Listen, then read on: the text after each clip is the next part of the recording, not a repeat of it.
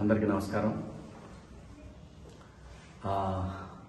చాలామంది మిత్రులు నాకు ఫోన్ చేసి ప్రశాంత్ గురించి అడుగుతూ ఉన్నారు.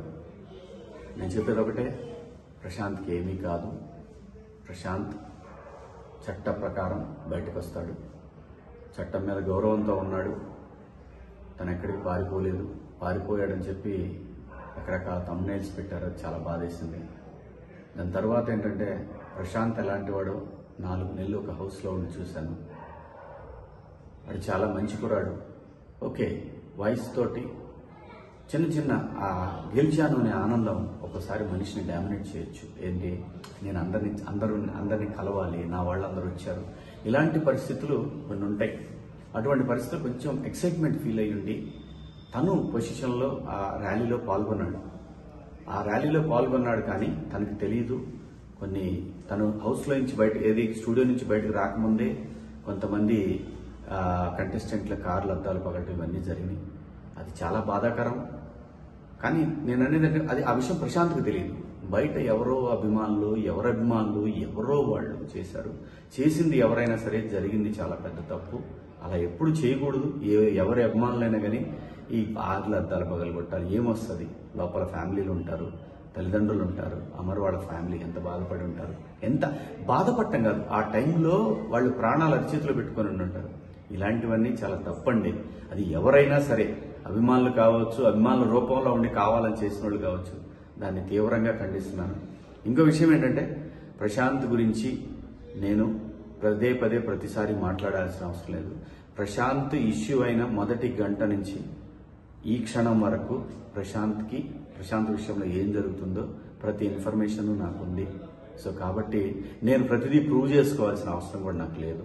ఎందుకంటే వాడికి నేనేంటో తెలుసు, నాకు వాడేంటో తెలుసు.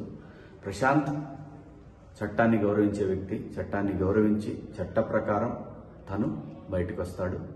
అది రేపు ఖచ్చితంగా ప్రశాంత్ బయటకు వస్తాడని ఎక్స్పెక్ట్ చేస్తున్నా. రేపు కాకపోతే ఎల్లుండి కాకపోతే మండే. ఎందుకంటే ఇది చట్టానికి లోబడినటువంటి అంశం కాబట్టి, చట్టాన్ని మనందరం గౌరవించాలి కాబట్టి ప్రశాంత్ నేరస్తుడు కాదండి. ప్రశాంత్ క్రిమినల్ కాదు. చట్టాన్ని అతిక్రమించారనే ఒక నెపం మోయబడ్డ వ్యక్తి. అది అతిక్రమించాడో లేదో గౌరవ జడ్జి గారు నిర్ణయిస్తారు. డెఫినెట్గా ప్రశాంత్ నిర్దోషిగానే బయటకు వస్తాడు. ప్రశాంత్ గురించి మీరు ఎవ్వరు కూడా వర్రీ అవ్వాల్సిన అవసరం లేదు.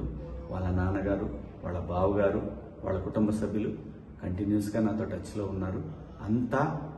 అంతా కూడా కంట్రోల్లోనే ఉంది. ఎవరు కూడా భయపడాల్సిన పని లేదు, బాధపడాల్సిన పని లేదు.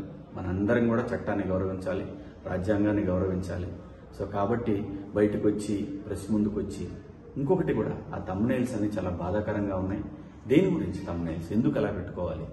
మీరు చూడాలి, చూస్తే ఎంత వస్తుంది అంటే, ఒకరిని బాధ పెట్టి మన దగ్గరకు వచ్చే డబ్బుతోటి ఆనందం పొందాలంటే అది ఎంతవరకు కరెక్టో ఎవరికి వాళ్ళు ఆలోచించుకోవాలి. నేను ఎవరిని తప్పుపట్టట్లేదు. ఒకసారి మనల్ని మనం ఆలోచించుకొని పెట్టే థంబ్నెయిల్స్ కనుక మీ కుటుంబ సభ్యులకు కూడా మీ గురించి కూడా అలా పెడితే ఎలాంటి బాధ ఉంటుందో అర్థం చేసుకొని కరెక్ట్ థంబ్నెయిల్స్ పెట్టండి.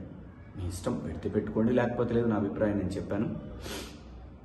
So Prashant is safe, is fine. ప్రశాంత్ని రేపు మనం చూస్తాం బయట. ప్రశాంత్ నేరస్తుడు కాదు, ప్రశాంత్ క్రిమినల్ కాదు, ప్రశాంత్ నిందితుడు కాదు. ప్రశాంత్ ఇప్పుడు ఒక బాధితుడు. ఇదైతే ధైర్యంగా చెప్పగలను. కాకపోతే ప్రశాంత్ కోసం జరిగిన ర్యాలీలో జరిగినటువంటి అపశృతుల వల్ల ప్రశాంత్ ఇబ్బంది పడుతున్నాడు. ఇది భవిష్యత్తులో కూడా ఎలాంటి పునరావృతం కాకుండా ప్రతి వాళ్ళు, అభిమానులైనటువంటి వాళ్ళు ఆలోచిస్తారని ఆశిస్తూ, సో ఈ 3 రోజుల నుంచి కూడా నేను నిజంగా హౌస్ నుంచి వచ్చాను కాబట్టి ఇంకా అది మా మైండ్లో నుంచి పోలేదు. మీకు ఎవరికి అర్థం కాదు. కొంచెం ఆ ఇది ఉంటుంది. నేను తట్టుకున్నాను, కానీ ఆ వయసుకి ఆ పిల్లలు తట్టుకోలేరు కాబట్టి కొన్ని ఆ ఇబ్బందులు కూడా ఉన్నాయి. సహృదయంతో మీరు అందరూ అర్థం చేసుకుంటారు. నిన్ననే యావర్ని కలిశాను. మొన్న నైట్ యావర్ని కలిశాను. కలిసింది ప్రతిదీ చూపించుకోవాల్సిన అవసరం లేదండి. చూపించాల్సిన అవసరం లేదు. ప్రతిదీ మనం ఇప్పుడు హౌస్లో ఒక గేమ్ కోసం వెళ్ళాం, అక్కడ స్నేహితులు అయ్యాం. ప్రతి విషయంలోనే ఇన్వాల్వ్ అవుతారని ఆశించడం కూడా అది కరెక్ట్ కాదు. కానీ ఒక మనిషికి ఇబ్బంది అయినప్పుడు వాడు నా మిత్రుడైనా కాకపోయినా సరే కాజ్ జెన్యున్గా ఉంటే నేను శివాజీ అక్కడ ఉంటాడు. సో దాని గురించి అందరూ ప్రశాంతంగా ఉండండి. Prashant is safe, you're fine. ఎందుకంటే వాళ్ళిద్దరూ నాకు బిడ్డలు లాంటి వాళ్ళు. ఖచ్చితంగా మా స్నేహం కలకాలం ఉంటుందని నేను ఎక్స్పెక్ట్ చేస్తున్నాను. సో మీ అందరికి కూడా బిగ్ బాస్ హౌస్లో మీరందరూ కూడా మమ్మల్ని ఎంతో ఎంకరేజ్ చేసి ఈ పొజిషన్కి తీసుకొచ్చిన మీ అందరికి కూడా పేరు పేరున ధన్యవాదాలు తెలుపుకుంటూ, మీడియా మిత్రులకు కూడా కొంచెం సంయమనం పాటించండి. కొంచెం యూట్యూబర్స్ అందరికి కూడా నా విజ్ఞప్తి ఏంటంటే సోషల్ మీడియాలో కొంచెం సంయమనం పాటించండి. దీనివల్ల ఏమీ రాదు. సరైన కంటెంట్, సరైన కథ ఉంటే చిన్న సినిమా అయిన పెద్దగా ఆడుద్ది. మీరు సరైన కంటెంట్ ఇస్తే ఖచ్చితంగా చూస్తారు.